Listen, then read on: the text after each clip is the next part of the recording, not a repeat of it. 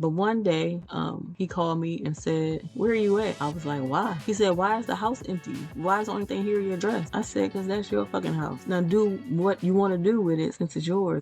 Hey everybody, welcome to this week's episode of the Insights in Hindsight podcast. I am your host, Dawn, and I'm here to satisfy all of your listening pleasures. I know that this week we were supposed to focus on another serious topic. However, this week has been a little cuckoo for Cocoa Puffs, to say the least. And the previous episodes sound a little, they give information, but I'm tired of talking about serious stuff if we're going to keep it 100. So this week, we're just going to take a look back of my week and all of the shit that happened this week, because quite frankly, there seems to be a theme going on in my life and in the life of people around me. And I don't know, I know that we're not in retrograde anymore. For those who believe in that, I don't necessarily, but weird stuff does happen when people say we're in retrograde. But I don't understand. It's almost like we are in the season of divorce and separation, and I don't understand why. Before I dive in, let's go ahead and get the sponsor out of the way, and then we'll go ahead and jump right in. So go ahead and hear from our sponsor, the Achievement Agency. Hello friends, today I have some super exciting news. We have our first sponsor. Our awesome sponsor, the Achievement Agency, is here to help single moms who are looking for jobs. They have this cool service called the Resume Revamp that can help make your resume shine. So imagine having a best friend, an auntie, a coworker, whoever that knows exactly what a job wants at the company that you're wanting to apply for, and they can put some razzle dazzle on your resume to make it perfect for that particular position. They find the magic words to help your resume get noticed by the applicant tracking system, which is basically the AI that screens your resume before it gets to an actual human being. Magnify your resume to skip over the ATS, the applicant tracking system, to get it in front of a human, and then a human can make the decision. The Resume Revamp, they make sure that your resume tells a story in a way that will catch the eye of the people who are hiring, so it doesn't get lost in the pile with a bunch of others. And the best part, it's totally free for those who qualify. You answer a couple of questions, it's like less than 7 questions, to see if you qualify for this free program. Even if you don't qualify for the free program, they will still offer the service for you for like a minimal amount of money. If you're a single mom and you need a little help, if you're unemployed, underemployed, looking to scale your career, if you need help with a resume, reach out to the Achievement Agency, sign up for their Resume Revamp. They have done this in the past and have had 100% success and satisfaction with those who have gone through this program before. If you need to go back and look, you can take a look at their Instagram page. And for those of us who are challenged when it comes to spelling, I look for the red squiggly line when I'm typing. They're at TheAchievementAgency at the Achievement Agency on Instagram. You can email them at help@theachievementagency.org. HELP at theachievementagency.org. With that, everyone needs a little help these days. The new year is coming. We want to get out of these raggedy ass jobs that we have. We're trying to get to bigger, better things. We're trying to get bigger and better bags. So let the Achievement Agency help you get out of whatever it is that you're in and get you into something that much better.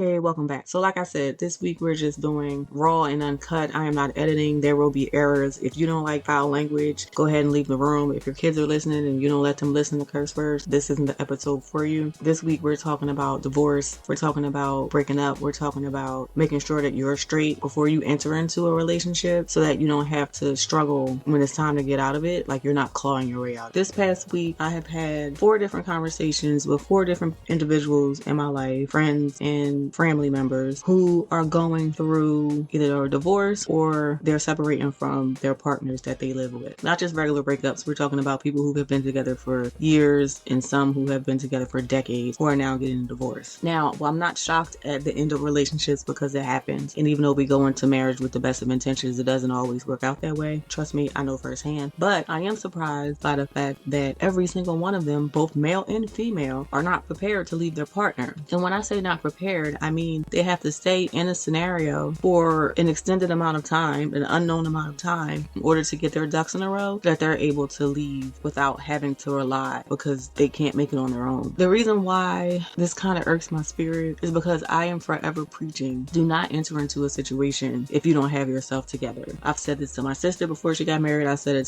to her friends. I say it to my friends. I say it to everyone. If you're moving in with somebody, your name needs to be on the lease. Your name needs to be on the mortgage, or at least the deed. So lease, loan, or deed. Your name needs to be on one of them if you did not go ahead and purchase. Do not purchase a house with someone who you're not married to, unless you have no intention on getting married. But even if you do that, even if you're on the other side and you already purchased a house and you're not married, there's still ways to protect yourself should something come to an end. I would love to think that we live in a state where majority of marriages are lasting. I do believe that statistically speaking, we are on the other side of 50% these days. The new generation is knocking it out the box, and marriages are staying together longer than what they were historically for my generation. But there's still a high chance. Like anything less than 90 is risk. I mean, 90% is a risk, but because you never know if you're going to be a part of that 10. So with that being said, why are we not protecting ourselves? Let me give you a real life scenario. So I have a friend who is getting divorced, and him and his wife have been together for over 10 years, almost 20 years at this point. They have kids together, collectively and independently. They share everything together, a business, a home, so forth and so on. But they have been unhappy for more than half the time that they were together. And I'm not saying this talking out the back of my neck. I asked him for permission to speak upon this on my podcast, and he was like, sure, go for it, just don't say my name or his wife's name. And I would never do that. I would never say his name, his wife's name, their kids, where they live, none of that. That's irrelevant. The point of the story is he's kicking himself right now because he, as a grown ass man, has to stay longer than what he needs to because he was not prepared. And he didn't think about it from the perspective of being prepared because he's the man and the man is the leader. Whether or not they're leading financially or emotionally or supportively,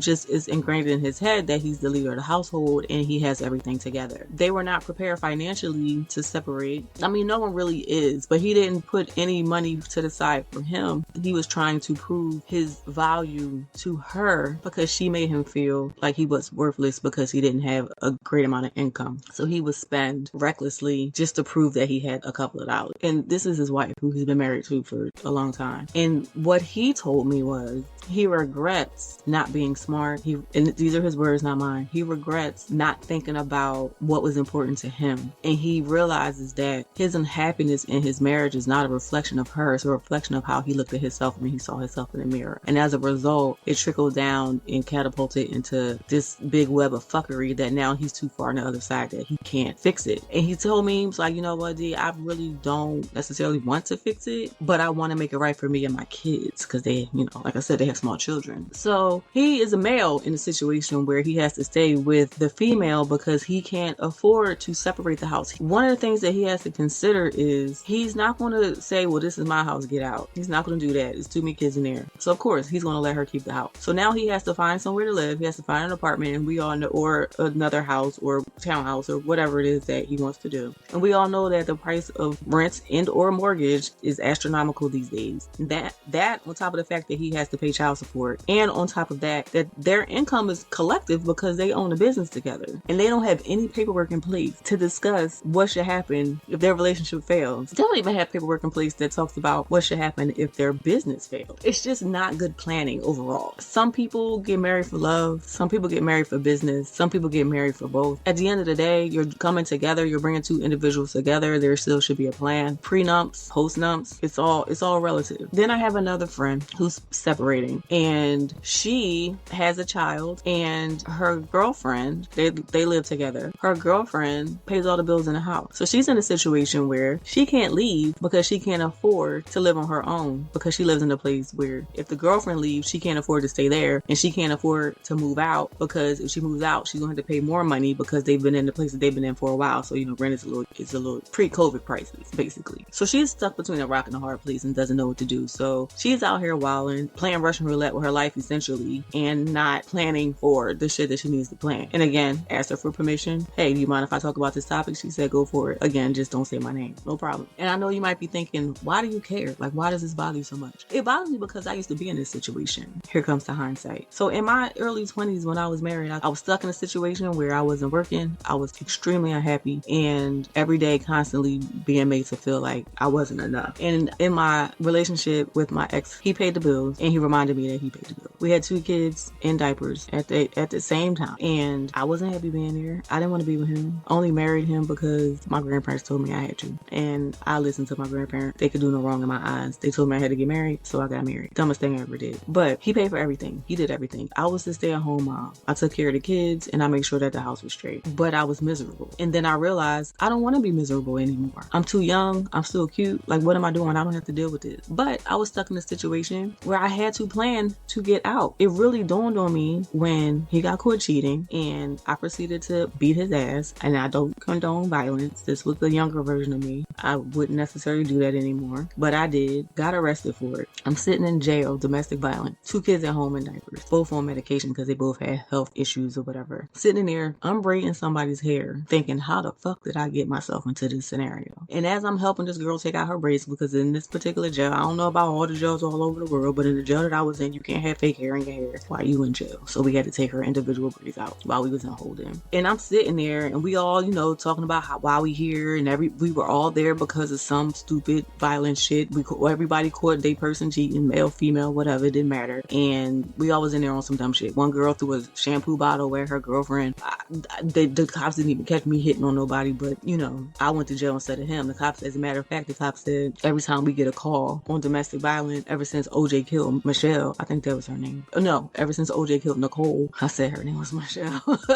Ever since OJ killed Nicole, when we called on domestic violence calls, we got to bring somebody in. So we didn't catch y'all fighting, so somebody got to go. Do you know this motherfucker said bye, Dawn? And I ended up going to jail. But we ain't gonna talk about it. I mean, we are, but not that part. Anyway, so as I'm taking out the girl's braid, I realized I am never gonna be in this situation again in my life. Like, this is ridiculous. Now, all the shit that I've done in my life up to this point that has not been on the right side of the law never landed me in jail. But fucking with this man got me in jail. No. So I planned it from that day forth. I said, I am not in a position to just go home and leave. I don't have the car. I don't have a job. I didn't even have a self. It was just me and my kid, and we would go for walks. So what I did was this. On the way home, he let me know that he didn't go to work that day. Because when he picked me up, he had an attitude. How you got attitude with me and I just spent hours in jail? He had an attitude. And I looked at him and he said, I had to tell my boss that you had a mental breakdown. And that's the reason why I'm able to pick you up. I had to call out from work because we ain't had nobody to watch kids. So I told my boss that you had a mental breakdown and you got mental health problems, and that's the reason why I'm off. That pissed me off so bad that I wanted to wring his neck in the middle of the freeway in the sunny state of California. I wanted to choke him out. But I just got out of jail for violence, so we ain't gonna do that, right? I was like, oh, okay. And that's it. I ain't say nothing because I was just sitting in a car staring out the window like some scene from a movie, just looking at the sun like, God, please make me a bird so I can fly far, far away from here. And I was just ready. So for the next couple of weeks, I literally was planning, pen and pad, writing stuff down, hiding it under my mattress because we didn't sleep together at that point. Like, he had to sleep in another room because the sight of him made me want to throw up. And I had to get out of there. But I was stuck. No money, no vehicle, no income, just me and my baby. So the first thing I did was I got to figure out how to get a car. Because if you don't know, for those of you who don't or have never been to Southern California, while there is a bus system, it's not a good one. Like, coming from Philadelphia where SEPTA is everywhere and there's nowhere in the city or on the outskirts of the city that you can visit at any time today, that did not exist in California. You would have to walk 5 miles just to get to a bus stop, and then the bus stop might drop you off 20 miles from where you need to be. It is not effective. And in the area where we live, it was 100 degrees every day. I was not trying to be outside, especially with my kids. So I had to get some wheels. So that was just what I did. I said, how am I going to get me a car with no money? I said, you know what? I'm going to make him buy me a car. So I literally said, tomorrow, we just going to activate. And that's what happened. Woke up the next day, I became the most loving, the sweetest, the most trusting woman you will ever meet in your life. And some might think this is devious, but you got to do what you got to do when your back is against the wall and you're faced with adversity. So for a couple of months, I was in the studios. Meals was hot, sex was fire. Just doing what I had to do until I said, you know what? I would like to go to work. I was like, our kids got to go to the doctor. I need to be able to take them. There's no point in you taking off from work. I need to go. I need a car so that I can do this. And he was resistant at first. He looked at me sideways and was like, what? I was like, I need a car. So it took about a month, but he ended up getting me a car, a nice little white Toyota. I said, I need something reliable. I didn't care what it looked like. He could have got me a squatter from the flea market. It would not have mattered. As long as it ran, I was cool. And when I remember we sat in that dealership and he looked at me and I looked at him, and in my mind I was like, you are so stupid. But out my mouth I said, you must really love me. And he paused because he knew me well enough to know that I actually meant you are so dumb. But he signed for the car anyway, in his name, mind you, not mine, because that was a control thing for him, and I didn't have any income. But back then we ain't gonna go there because that might still be illegal. Anyway, so I got my car, and the next day I was out driving around looking at different businesses in the area just to see, like, okay, this is within this distance, looking at big name companies just to see if the next day I was gonna go on the internet and see if I can find a job. So at this particular time, because my stress was high, my health was low, and I was going to the doctors a lot. So he would go and work late or whatever. He was a manager, so he kind of had control over that, but he would go in and work late so I can go to my doctor's appointment. So what I would do was, I've had a fake resume. Truth, we speaking truth. I had a fake resume, and I would apply for jobs at the public library. I would take my kids to the library and use the computer at the library because I did not know how to clear my search history at this particular time, and I didn't want him knowing what I was actually doing. The right hand didn't need to know the left. So I would take my kids to the library. They would go into the reading room with the toddlers, and they would get read to while I was on the internet looking for jobs and applying for jobs. So on the days where I actually had interviews, I would schedule them early in the morning, tell him I had a doctor's appointment so he can watch the kids, and then I would go to my job interview. I went on 4 different job interviews, and on the 4th one is the job that I ended up getting. So when I told him, hey, I made up some dumb story. I don't even remember what it was. I knew somebody that knew somebody that knew somebody, and that's how I got the job. And he was like, well, I don't want you to work. Daycare gonna cost more than what you're getting paid. I didn't tell him how much I was getting paid. I told him I was getting paid minimum wage because I didn't want him in my pockets. So I told him, it's important. I need to do this. I did damsel in distress because,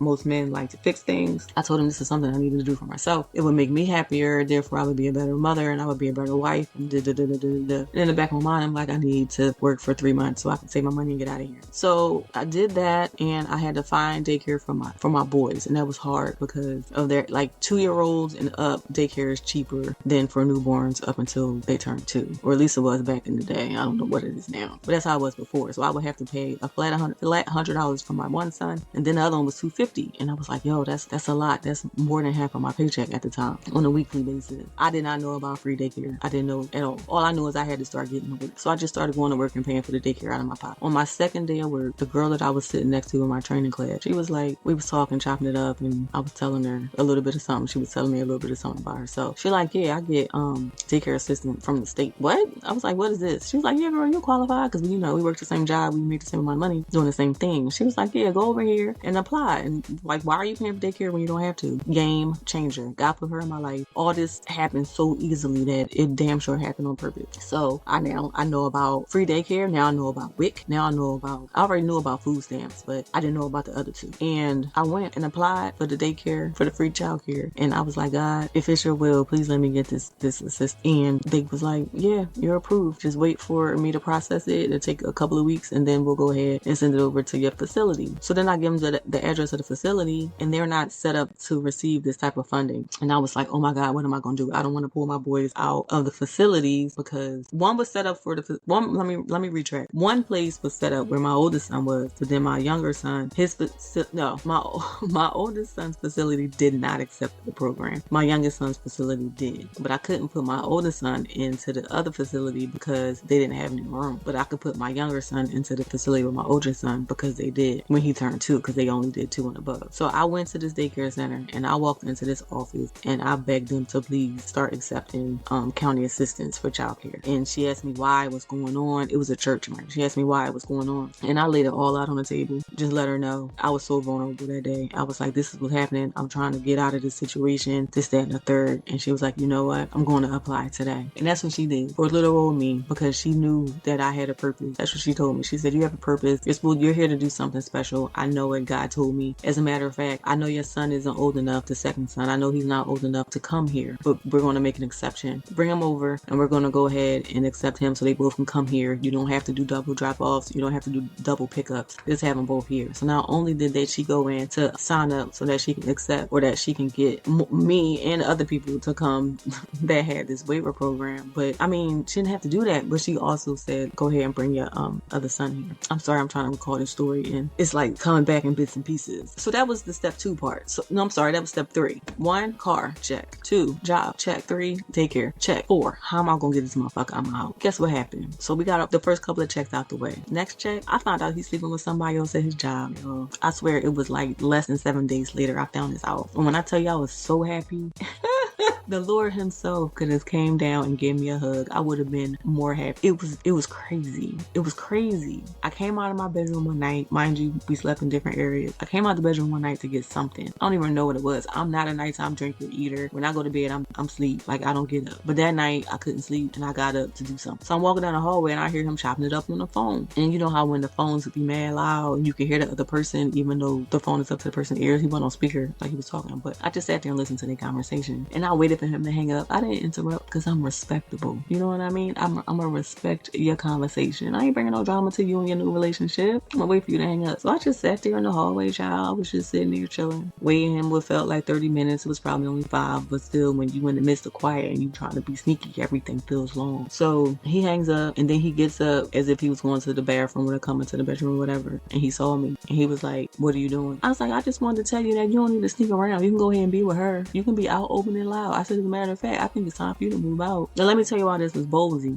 Is that a word? Let me tell you why this was bold. A bold move. My name wasn't on this leash, y'all. His name was on the leash. Mine wasn't. But I sure shit said, "You need to leave." And then I said, "You need to leave, or I'm gonna call the cops and tell them you beat me and you're gonna go to jail. Those are your choices." This is how done I was. Because by this time, it was like, I think exactly 3 months had went by. 3 months and a week or 2 had went by. So I was right on schedule in accordance to my plan. Everything was working out the way that I needed to. And he said, "Cool, I'll go and find me somewhere to live." I was like, "Bet." And I was like, "And you can pay the rent." He was like, "We'll see if I can figure it out." And that's how it was. I was so grateful for that woman. I have never been grateful for another woman ever in my life. I was so happy for her. I thanked God for him sending her into our lives, because that was my ticket to freedom. So for a month or 2, we did every other weekend. I would go out on my weekend and have a good time. He would stay home with the kids. And then on the other weekend, he would go out and have a good time, and I would stay home with the kids. It was probably the best we got along in years. Then all of a sudden, because he see the happiness on me, he see me coming back to life, he see me being reborn. But now I look good again. Now I got a little swag in my step. Now I'm dressing better because I got more money. I can buy my clothes and, do all the stuff that I want to do. Hair done, nails done, everything did. And now you want to start talking reconciliation. Slow your roll, Tonto. That's not what we doing here. We're not doing that. So he got mad, and then he tried to start putting the monkey wrench in my shit. He would try to keep me from going out on my weekends. He would literally hide my car, like go park my car somewhere else so I wouldn't know where it was, so I wouldn't leave out. So then I would just have people pick me up. Like, he used to do so much dumb shit. Like, he would kick shit off my car so that if I was driving, I would get a ticket, because they're real sticklers about that in California. Just dumb, but it never stopped me. It never stopped me. I was on a mission, and I was so filled with joy that all the stuff that I had planned out to do was actually happening in the timeline that I needed to. I felt so blessed and highly favored during that time that there is nothing that he can do that'll get me to feel anything worse. Like, he couldn't knock me off my pedestal at this point. So his day came. He found a place. It was time for him to move in. He sat on the couch crying to Lord Jesus Christ and me and his mama that he didn't want to leave, and he felt like he was a failure and this, that, and third. And I looked him dead in his eyes and said, "I don't give a fuck. Get out." And he did. And then for a couple months, I was living in bliss. I had a job. I had a car. I had my kids. He was paying the rent. I was just paying the utilities and buying the food. I had to pay for daycare. I had a bunch of friends at work. I had a group of people outside of work. Then all that I met during this transition period, might I add. It's like I went from being lonely and sad and depressed to having a village of people rallying around me, cheering me on, letting me know that I was cute, I had it going on. Mentally, I was like, "What are you doing? Like, how'd you end up here?" Like, everyone, like, my personality started coming back to life, and people were confused. Like, how did you end up in that situation? Child, I don't know. Trauma attracts trauma. That's exactly what happened. Like, I know now, 20 years later, that that's what was going on. But in the time, I didn't know. I was just too happy. And in that lesson,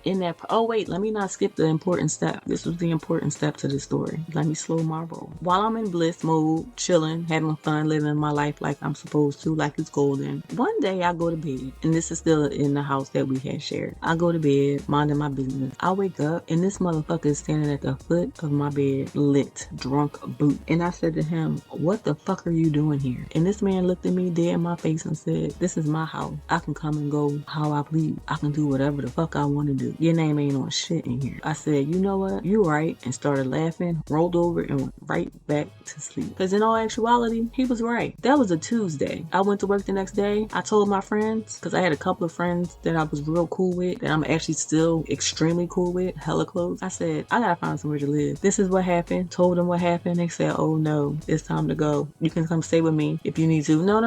We ain't doing that. I gotta have my own shit. Fast forward 3 days. That Friday, we all took off work because I found me somewhere to live. And I moved on Friday. So he showed up on Tuesday and said, "This is my shit. I do what I want." On Friday, I said, "You're right. Here's the back." I didn't tell him I was moving. I just took my kids and left. Took everything out the house. One of my girlfriends said, "You know what? You should leave something behind so when he walk in, he see." Now, this was not my toxic thought. I've had plenty, but this wasn't mine. She said, "Leave your wedding dress on the floor." I said, "That's brilliant. Kudos to you, bitch." So we laid out my wedding dress on the floor. So as soon as he opened the door, he would just see it. Laid it out. She steamed it, made it look pristine. And we walked out the house, didn't lock the door, cut the lights off like the last episode of Fresh Prince of Bel-Air, and just moved on to the other house. I don't think he knew that I moved for weeks, to be honest, because he didn't come see the kids once he started messing with this new girl. Like, she didn't like kids, so he never picked his kids up. So I didn't have that. But one day, he called me and said, "Where are you at?" I was like, "Why?" He said, "Why is the house empty? Why is the only thing here your dress?" I said, "Because that's your fucking house. Now do what you want to do with it since it's yours, and I don't have no rights to it." And I hung up. We didn't talk for months after that. But the moral of that long ass story is, ladies, don't be in that situation where you gotta rob, cheat, steal, and connive motherfuckers to get the stuff that you need to get ahead. Fellas, well, I know you're the man of the house and you're supposed to hold it down for your kids and your woman. Tomorrow is not promised. The only thing promised is change. And the person who you started out with may not be the person you end up with. Happiness is the goal. Peace of mind is the goal. If you can't work it out, don't stay and then be miserable. But if you're going to leave, be prepared. You have to be prepared. That year, 2 years, 3 years that you have to set aside to prepare yourself to leave a scenario that is not good for your mental health, and you know that it's brightness on the other side of that rainbow, you could lose something. You could pass away. Something tragic could happen. You have to be prepared. Now, I am an advocate for marriage. I love marriage. I think it's a beautiful thing. I really, really, really do. And a lot of people would be shocked that I would say that, but I really think now that I'm older and I understand the concept and the bigger picture of it all, it's a beautiful thing. It's amazing. And I root for everyone's marriage. When my homeboy told me that he was getting divorced, I was so upset. Oh my God. I was so sad for him. My heart broke for him and her and his wife. And I'm not particularly fond of her, if we're going to be honest. And it has nothing to do with him. It's just, you know something. But so sad. Like, I was rooting for him. And then another friend of mine is leaving her husband after, I don't think they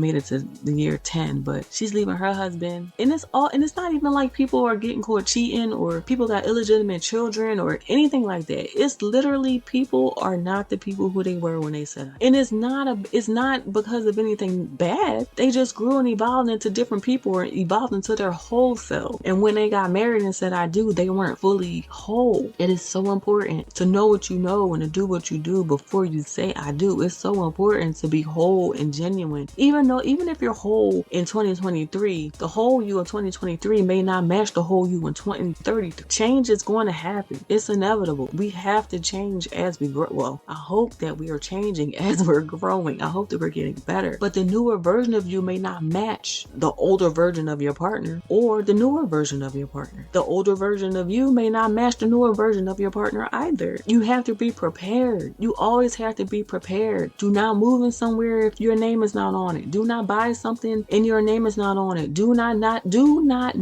know what the passwords are, what the credit score is hitting for. Don't live with somebody unless you have a commitment. Why are we buying houses with boyfriends and girlfriends? Why are we doing that? Why are we making long-term choices for circumstantial situations? We don't know what the fuck is going to happen. Why are we expecting $5 from $2 motherfuckers if you know this person ain't worth a damn? Why do you expect them to be anything other than that? Shiftless people are going to remain shiftless. Shitty people are going to remain shitty. You can't expect sunshine from shit. It does not work like that. And a lot of times in the relationships of the people that I am around, I can't speak for all, just the ones that I observed, including a lot of mine, we have unrealistic expectations from people. We hold them to a standard that is not fair. We hold them to a standard that is old and tired and through. We hold them to a standard that we may not even pass for ourselves. But expectations are eating us alive and it's causing all of these relationships to end. I truly feel like all my friends, except for one, has a valid chance to fix their shit, to mend their shit. And I'm preaching this to them too. Like, if you don't have, like, really think about it. Take the time. Like, don't just leave. Like, I know it's been hard cause I'm an advocate. Like, stay. It's cause it's ghetto out here, y'all. It really is. And men, women, and everybody else in between, it's a lot of ain't shit motherfuckers out here. And it's really,